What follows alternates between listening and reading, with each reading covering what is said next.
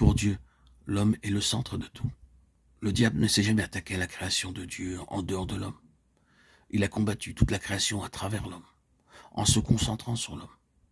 Et l'homme est sa cible. Aucun d'entre nous ne pourra jamais connaître ce que le Seigneur Jésus a dû endurer entre les mains du diable lors de son séjour ici sur cette terre, et plus particulièrement durant les heures de sa croix.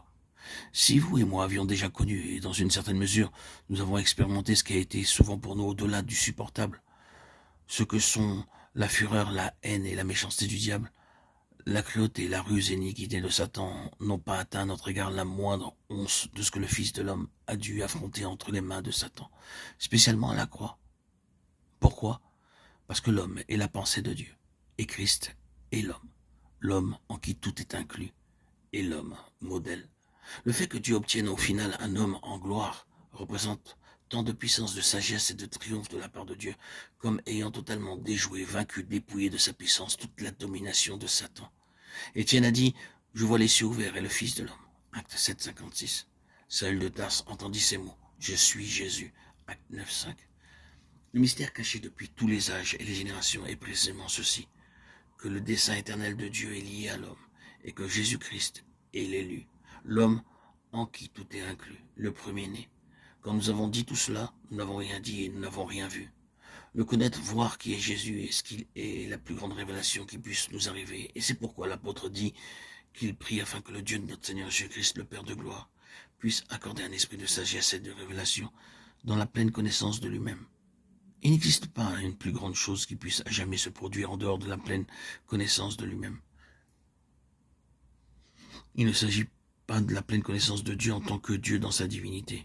Il s'agit de la pleine connaissance de notre Seigneur Jésus-Christ, dans la désignation, la pensée et l'intention de Dieu en tant qu'homme. Mais ce n'est qu'un aspect. Vous pouvez le nommer le plus grand si vous le souhaitez, mais ce n'est qu'un seul aspect de cette révélation qui s'est finalement dévoilé. L'autre aspect est que la plénitude de la personne doit être manifestée corporativement dans l'Église des premiers-nés. Il est le premier-né, l'Église est celle des premiers-nés. Lui et nous sommes désignés comme un seul corps.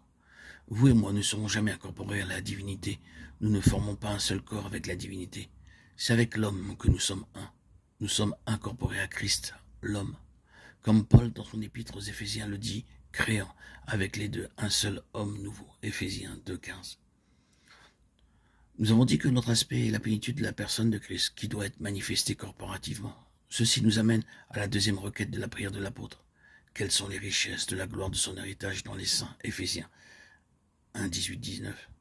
Quel est l'héritage de Christ dans les saints? Quelles sont les richesses de la gloire de Christ dans les saints? La réponse est que les saints doivent apporter à Christ les moyens de la manifestation universelle de lui-même selon le dessein de Dieu à son égard. C'est une partie de l'arrangement décidé lors de ces conseils de la divinité qu'il sera la plénitude centrale, mais que cette plénitude ne devait pas être manifestée, présentée de manière isolée. Il n'y aurait aucune finalité en cela, car il aurait pu l'accomplir dans la divinité sans recourir à l'incarnation. Il aurait pu posséder la plénitude de cette manière. Et c'est ce que la lettre aux Philippiens dit. Il était égal avec Dieu, et il avait toute la plénitude, mais il s'en est dépouillé lui-même. Pourquoi? Afin que d'autres puissent être amenés dans la plénitude, qu'ils puissent ne pas tout garder pour lui-même. C'est ce que Satan souhaite faire. Le Seigneur Jésus s'est dépouillé afin que d'autres y prennent part.